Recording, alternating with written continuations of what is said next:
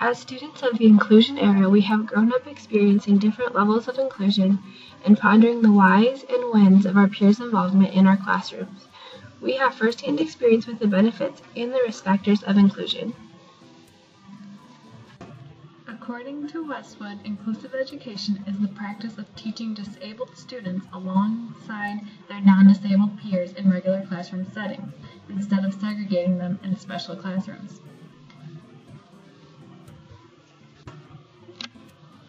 Inclusion remains a controversial topic in education because it involves educational, social, and individual values. The issue on inclusion questions whether or not children with and without disabilities are receiving a proper education according to their needs. The debate continues on whether or not children with disabilities are segregated in a general education classroom.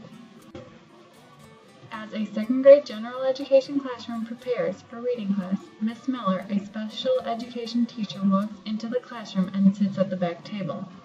Two students with disabilities join her at the back table. The rest of the class continues their ongoing reading lesson in the front of the room. Is this full inclusion or segregation? Special education programs were not implemented into most public schools until the 1950s, riding in with the segregation movement. When the idea of mainstreaming began to be implemented into classrooms in the 1970s, teachers reacted with hesitant attitudes. However, teachers were assured that special education students would only be placed in their classrooms if they could match the ability level of the rest of the class. Similarly, teachers confronted with policies of inclusion in the 1990s expressed doubts about the feasibility of differentiating instruction to a wide range of learners. The changes that have occurred in the last 60 years continue to require adaptation from students and teachers, but adaptation is what learning is truly about. While parent-teacher conferences can be filled with a range of issues, for Mrs. Brown, her conferences now involve teams of parents, educators, social workers, and administration working to develop an ideal education plan for one of her many included students. In all her years of teaching, Mrs. Brown has seen her expectations and methods change, sometimes gradually and sometimes immediately due to circumstance. Most importantly, though, she continues to work through the many aspects of inclusion by engaging the teens around her.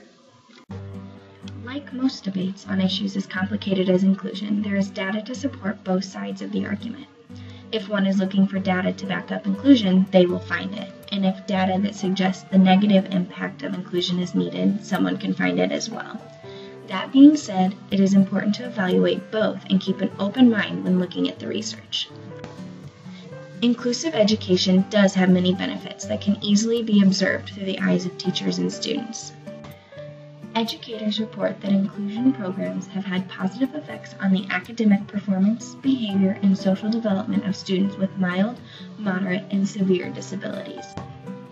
Students with disabilities who have been a part of inclusive general education classrooms have been found more likely to experience a lot of the same life experiences as students without disabilities, such as post-secondary education, higher salary, jobs, and marriages.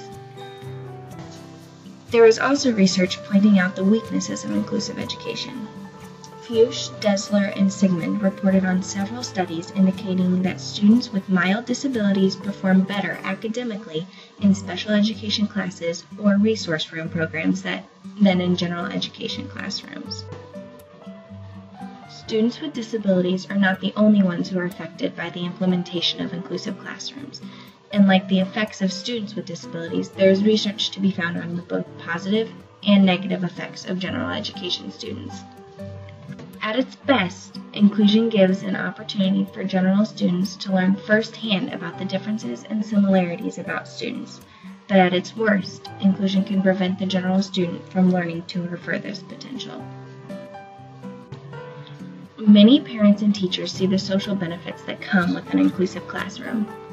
Students at the Inclusive Education School exhibited reduced fear of human differences and greater understanding and tolerance of others, including their peers with disabilities.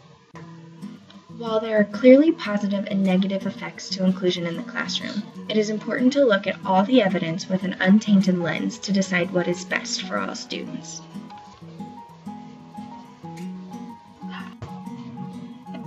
looking at how inclusive education is today, we should imagine what it could be like tomorrow. The future of inclusive education is to accommodate all students from diverse backgrounds.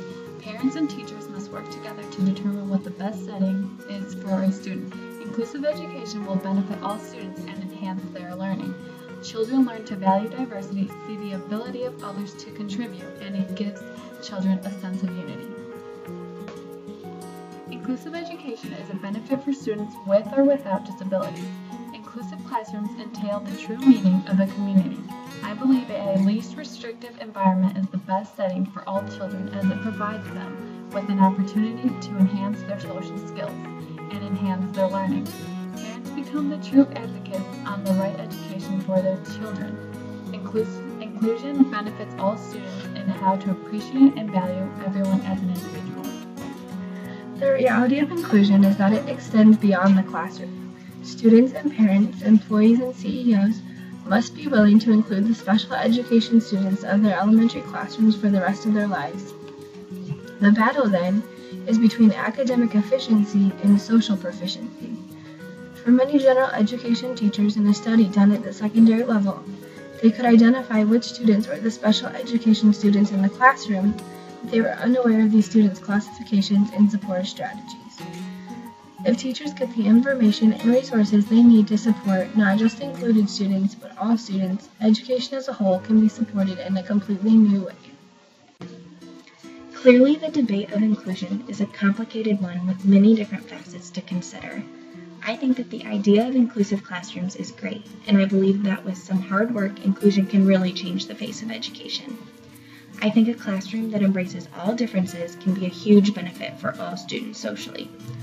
Right now, I do see some issues with how academics looks in an inclusive classroom for both students with disabilities and general students. As educators, it is our responsibility to make sure that our students are being pushed to their fullest potential when it comes to learning.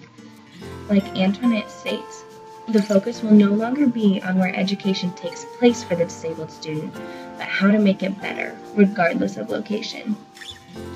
I believe that we need to consider the best learning conditions for each student, and I hope that in the future that will come in the form of inclusive classrooms.